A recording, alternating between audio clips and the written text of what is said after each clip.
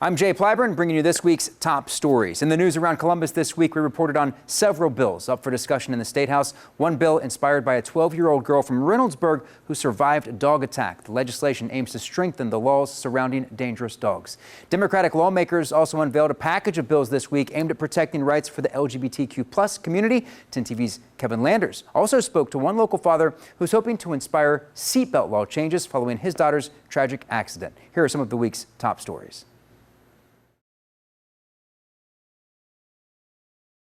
Legislators have combined 3 pieces of legislation into one bipartisan bill called Averys Law. 12-year-old Avery Russell says she wants to keep sharing her story so what happened to her doesn't happen to anyone else. Good morning, everyone.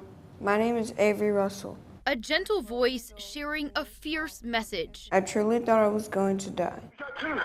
We got two pit bulls attacking a little girl and a woman. Avery Russell was on a play date when she was viciously attacked by 2 pit bulls. She fought through a coma, 5 surgeries, and months of therapy. Now her fight is at the Statehouse. I will accept what happened, and I will fight to make sure it doesn't happen to another child.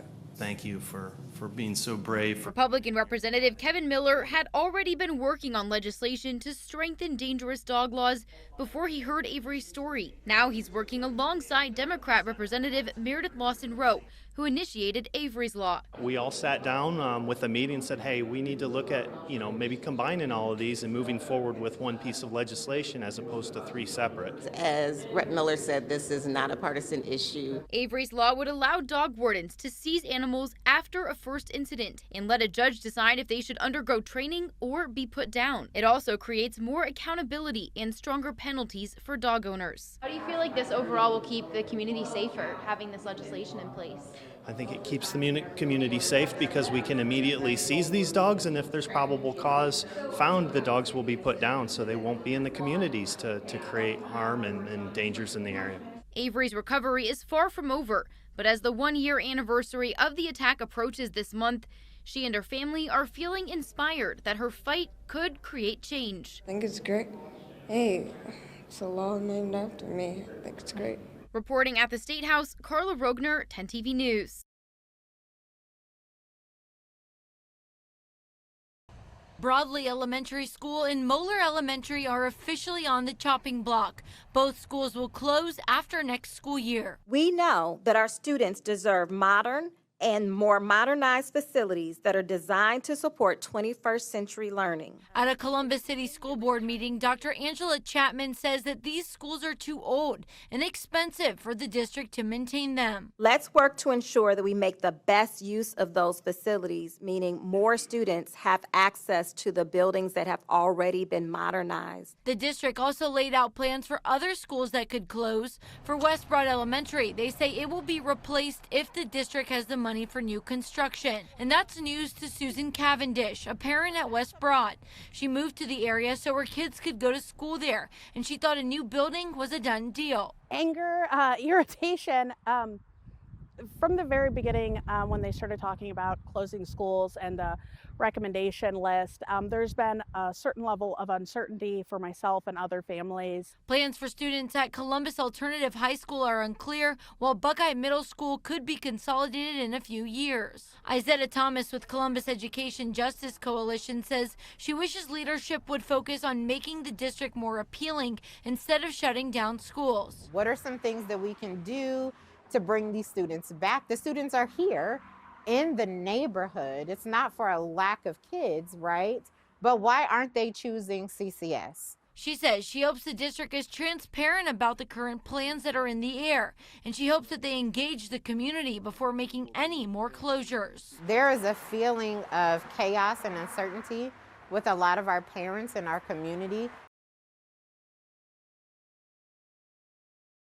All units be advised, Deputy Daniel Weston Shear ended his watch on May 26, 2025 at 21:13.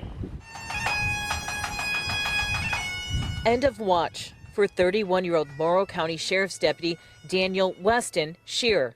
Last week, this deputy stood and tragically fell for each of us. As he stood between an assailant and our community, he wasn't just a deputy, he was a hero. His parents and fiance sat in the front row as the Morrow County Sheriff talked about the godsend Deputy Shear was to the department. The words thank you don't seem quite enough. But those simple words are the best expression of our gratitude amongst our grief. To his parents, Daniel and Julie, thank you for giving your son an upbringing that led him to take on the traditional law enforcement and to serve others.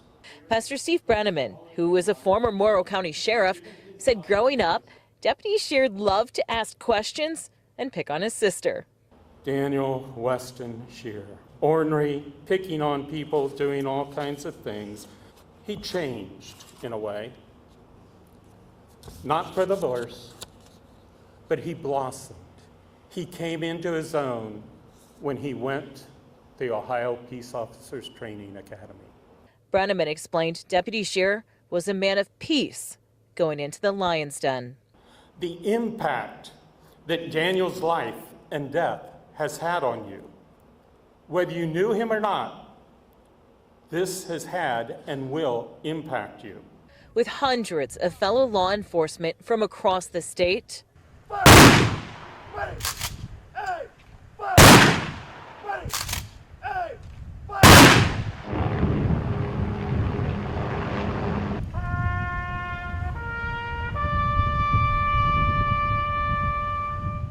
Deputy Shear was given a hero's send-off.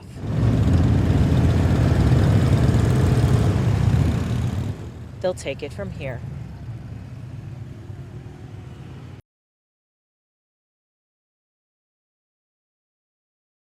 Jiad's car is still parked here outside of the market. People have left flowers for him and a note here that says, "We love you." Meanwhile, police are still searching for the person responsible. He was the friendly but serious man behind the counter at Livingston Market. Always.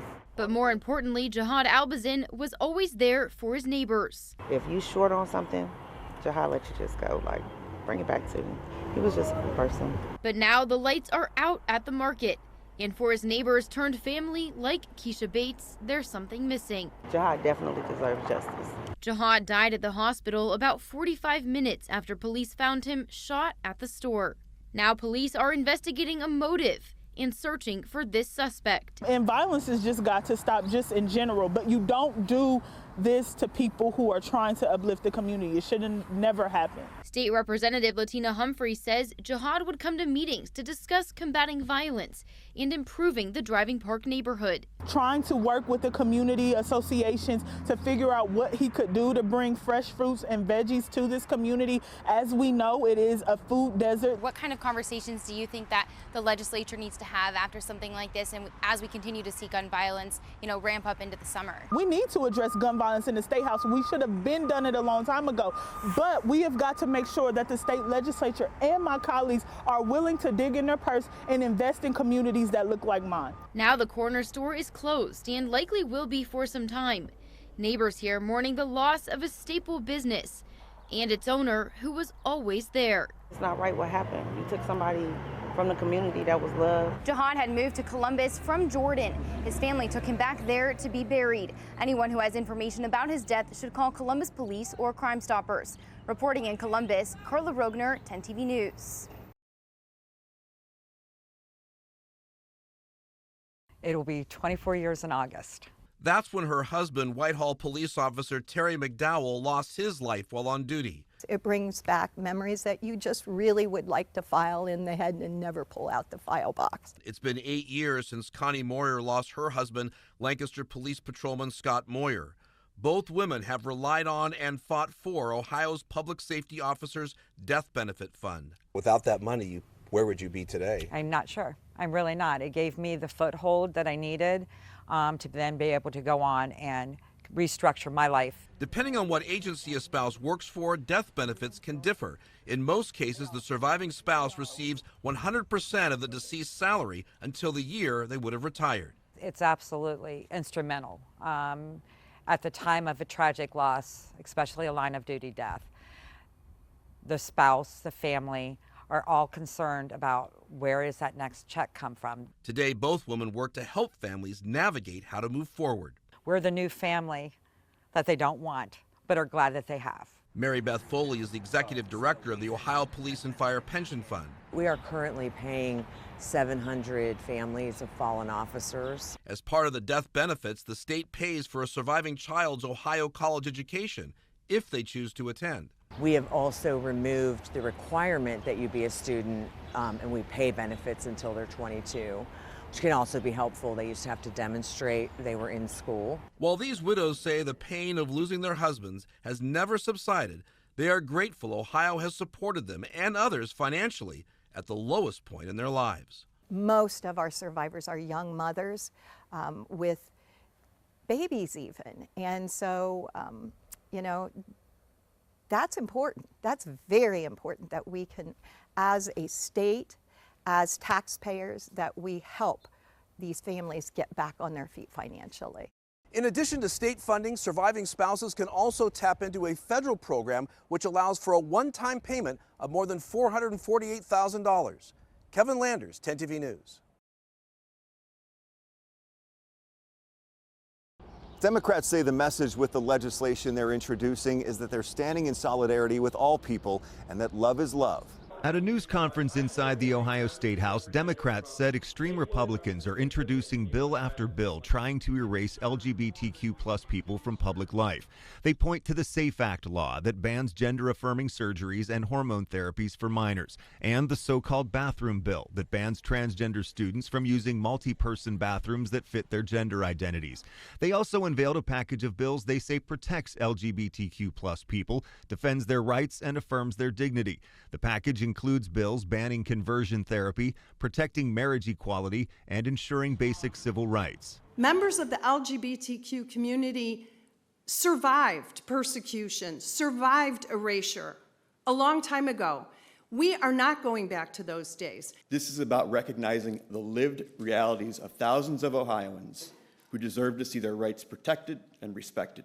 Meanwhile, outside the State House, many Republican representatives, state leaders, and others gathered for a day of prayer organized by State Representative Gary Click. Click sponsored the SAFE Act. He says Republicans are not engaged in a culture war, as Democrats claimed earlier in the day. You know, we just want parents to be involved in children's lives. We want the parents to be able to make some of these decisions and things to not go on covertly or behind their backs or to, subvert the parents' direction in a child's life. As of right now, Democrats say they have no Republican co-sponsors on the legislation. So passing the bills will be a challenge because Republicans hold the majority in both the House and Senate. At the State House, Doug Petcash, 10 TV News. They've been parents, and now more than ever, they're becoming caregivers again. Grandparents often retiring early, stepping in to help raise the next generation. For new parents, relief is real. Currently, my mother-in-law is at my house watching Claire and Maria as we speak. Trusting grandma and grandpa with childcare, often priceless. A growing trend Ohio Health started noticing. Parents, have less stress. They feel comfortable having a family member watch their baby. At Ohio Health, a new crash course in grandparenting is gaining traction. Childbirth educator Julie Doucette says that's because caring for a child in 2025 looks a lot different than it did decades ago. We talk a lot about safe sleep, following the ABCs of safe sleeps. And so does the price tag. Nationwide, the average cost of infant care, according to Child Care Aware of America, is now hovering around $12,000 a year. The U.S. Department of Labor estimates 2.7 million children are now being raised by their grandparents. And a new report from the Senior List reveals grandparents who step in as caregivers are now spending an extra $4,000 a year to help. Everything's okay? Okay. At daycares like Parker's Learning Center off Livingston, the wait lists are long and the classrooms full. We are at our capacity right now. So if we have a parent who comes next week who says, hey, I have 2 school agers, they're out of school, we're going to have to turn her away. Tawana Parker, owner of the center, says many of her families wish they could rely on relatives, but most don't have loved ones living close enough. A lot of grandparents live out of town. A lot of aunts and uncles live out of town. Fold the diaper down. Steve Fisher is expecting his first grandchild this July. I'm excited because it's the first grandbaby. Yes, and I am ready to help. Fisher's new role as grandpa goes beyond childcare. It's family coming full circle. Drop them off anytime, day, week, night, weekend. We got it. Bryn Caswell. Open door policy. 10 TV News.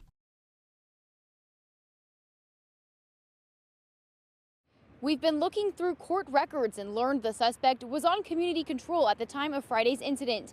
Now police are looking into how he was able to get a gun. Made a lot of people very afraid of him. A lot of people were afraid to approach or discuss issues with this individual just because he could be so threatening at times. When David Hull woke up to gunshots, he was alarmed but not surprised. There's always seems to be a lot of drama.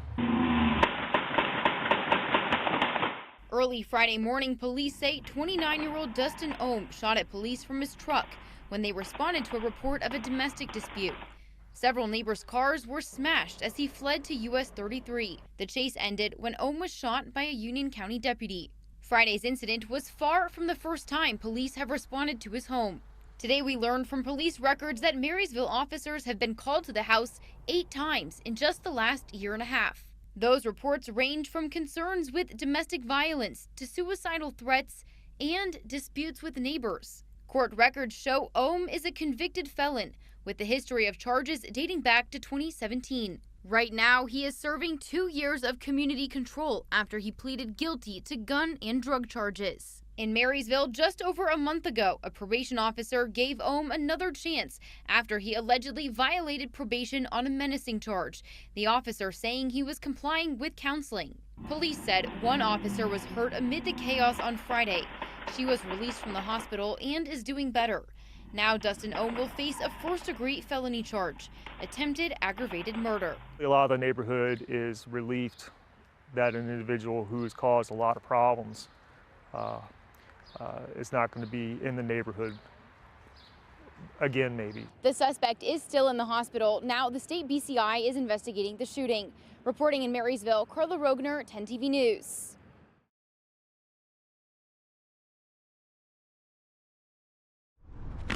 It takes seconds. Seconds that can save your life. Here's a picture of her she took when she first got her license. And here again, she's wearing her seatbelt. Brock Dietrich wishes his daughter, Sydney. She was an amazing girl. She had so much life ahead of her. Would have taken the time to click her seatbelt. We set down the rules of you need to wear your seatbelt, but we didn't explain why it was so important. 17-year-old Sydney was a junior in high school. On October 18, 2013, she was driving a 1999 Honda Civic on State Route 161 when she decided to reach for her phone. The car flipped over multiple times across oncoming traffic. Thankfully, she didn't hit anybody. She died 2 days later. She was ejected from the vehicle because she didn't have her seatbelt on. Her 2 passengers who wore their seatbelts survived. Ohio is one of 15 states where not wearing a seatbelt is a secondary offense, not a primary one. Instead, they must pull you over for something else before citing you for being unbelted. Governor Mike DeWine wants to change that. It's the easiest way, most simplest thing we can do, frankly, is have mandatory seatbelt law in the state of Ohio. But passing a law is easier said than done. Or what do you think the appetite is in the legislature to pass a primary seatbelt law? It's very difficult right now. Before he was a state representative, Kevin Miller spent 2 decades in the Highway Patrol. He had to deliver the devastating news to families. Their loved ones won't be coming home. It's the worst part of the job. He's tried to pass a primary seatbelt law, but fellow lawmakers on both sides remain unconvinced. Personal liberties, folks on one side, and other folks think that, it'll be used to target individuals. We made texting and driving primary, but we don't make seatbelt wearing primary. Yeah. Does that make sense to you? It doesn't make any sense at all. Last year, a seatbelt task force commissioned for Ohio Governor Mike DeWine found seatbelt use in Ohio was near the bottom of all 50 states. 85% of drivers in Ohio were observed wearing seatbelts. That's 7% below the national seatbelt use rate of 91%. If we could get the seatbelt use up 10 more percent, for example, there's dozens and dozens of lives that would be saved every year. A National Highway Traffic Safety Administration study shows states with primary seatbelt laws see compliance go up. Those laws communicate to new teen drivers what we place importance on. And so as a new teen driver, when you're told that yeah, we want you to wear your seatbelt, but you won't get pulled over if you don't have it on. That communicates that it's really not that important. It's important to the Dietrich family. She was that shoulder that people can lean on. They hope sharing their daughter's story will serve as a wake-up call to teen drivers to take a second, to buckle up every trip, every time. If she had her seatbelt on, she would be with us here today. Kevin Landers, 10 TV News. Yeah, they dropped off 5,000 of these postcards, all with a special message written on the back from community members telling lawmakers why libraries are so important to them. So here's a concern. We spoke to library leaders and they tell 10 TV there's a concern that in the current version of this budget, their funding is being changed from guaranteed money from the General Revenue Fund to a line item in the budget. Now that's important to them because it means instead of having guaranteed money every year, they would have to lobby for their money every budget session. They're concerned that change could impact services. That's a less stable form of funding for libraries. It makes it a lot more difficult for us to budget for the future and make the investments that we need in renovations, new materials and programs and services that the community relies on. Ultimately, we're still waiting to see what Senate leaders decide. The budget is expected to be finalized by the end of this month. In Columbus, Rochelle Aline, 10 TV News.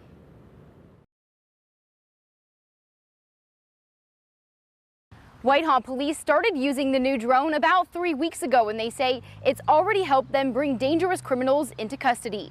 There's a suspect here. This is drone video taken by officers who found an empty, stolen car. The drone uses its night vision and thermal feature to find the teen suspects hiding in nearby bushes. At this point, the drone pilot is relaying information to these officers that, hey, the suspect is just right on the other side of this fence. Sergeant Chad Nunamaker says their body heat causes them to light up as they try to run. And without having the drone and the thermal camera, the officers on the ground would have had no clue where that person went or where they was hiding. With the click of a button, all we have to do is hit start. The drone is deployed from the roof of the police department. It can reach any location in Whitehall in minutes, often before police arrive on the ground. It's a huge advantage because, again, it kind of gives officers an insight as to what's going on before they even get on scene, and they can be directed towards who a victim is or who a potential threat may be. In this video, officers use the drone to follow a woman suspected of shoplifting. Officers track her to a neighborhood and arrest her. But the drone is not just for capturing criminals. Police can also use it to search for missing people and give live video to officers in the field. You feel like it's keeping the community safer? Yep, we've been able to locate potentially dangerous criminals that were fleeing and take them into custody without them or officers getting hurt or any innocent bystanders. Right now, 6 officers here in Whitehall are trained to use the drone, and they're looking forward to finding new ways to use it to fight crime as we head into the summer. Reporting in Whitehall, Carla Rogner, 10 TV News. Thanks for joining us for Around Columbus, where we share impactful stories from across Central Ohio to keep you safe and informed. For more news, be sure to download our free 10 TV News app.